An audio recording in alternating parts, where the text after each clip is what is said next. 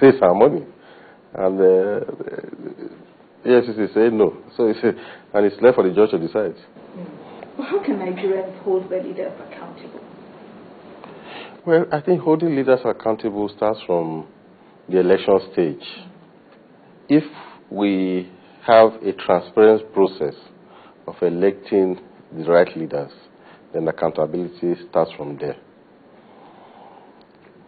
If we resort to the leaders buying their way through, that is, buying the votes and all that, then it's difficult to hold the leader accountable. So our electoral process... So you're confirming to me, Your Excellency, that leaders do buy votes? Of course, leaders buy people. I mean, what I mean by buying votes is that some people want maybe a bag of salt before they go and vote. They want money before they go and vote and all that. People resort to that. I mean, it's not a hidden thing. What I'm saying is, if people genuinely say, oh, this is the man we think that can deliver, and go and deliver, and go and vote for the person, then you have the moral right to hold that person accountable. So it must start from the electoral process. And I must commend Mr. President, who did not interfere in the 2011 elections, allowed everything to go. And I'm sure it's been adjudged one of the best elections in Nigeria. So if we build on that process, I think we can hold the leaders accountable. You were health commissioner, then secretary to the state government, and now a two-term governor. What's the biggest lesson you have learned in your about 14 years in government? I've learned... How this year taught you that you didn't know coming into government? No, I think yes, before the 14 years, I was trying to calculate my age. Give or take, I was about 43 before I came into government. Now, what I learned in these years, in terms of human being, is much more than what I learned in all the previous 40 years of my life. People say that politically, your relationship with people is different from when you are not in politics. Now, in politics, somebody told me that the typical politician is the one who sits in front of you, will start telling you lies, and knows that you know that he or she is lying, but continues the lie until you accept the lie. Until you accept the lie? Yes, and do something about it. And do something for him or her. But you know within your heart that this you are doing, what this man is saying is a lie. Well, he's so persuasive. He's so persuasive, and if he does not do something, he will not live. From my experience, it's beyond politicians now. Even people that are not politicians now fall into that category. So our problem really, it's who do you trust, who do you not trust in society. That is one of my biggest lessons. Managing people, both the ones you are convinced you can trust, the ones you cannot trust. You have to manage them. You have to manage the educated, the uneducated. You have to manage the thief, the armed robber, the honest person. You have to manage. You have to manage all of them. So I think one of the things I think I may have gained over the years is how to manage this myriad of characters of human beings. But in another 2 years, your term as two-term governor will be over. What's next for you?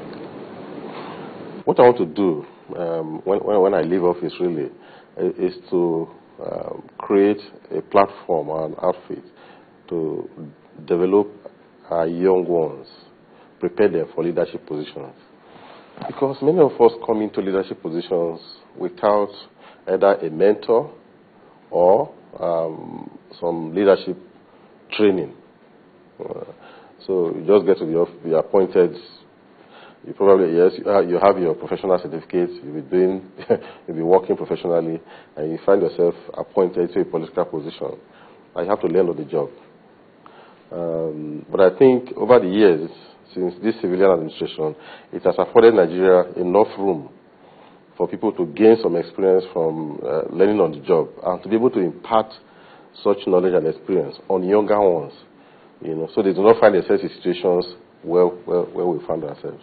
So that's the kind of platform I want to be able to create, to be able to develop young ones, not just me alone, but at least also getting people as mentors, to mentor young ones into leadership positions. So we should look forward to reading your memoirs. Oh, yes. Yes. Your Excellency, thank you again for joining us. Thank you. And thank you for watching. Let's continue the conversation online and see you again next week. Bye-bye.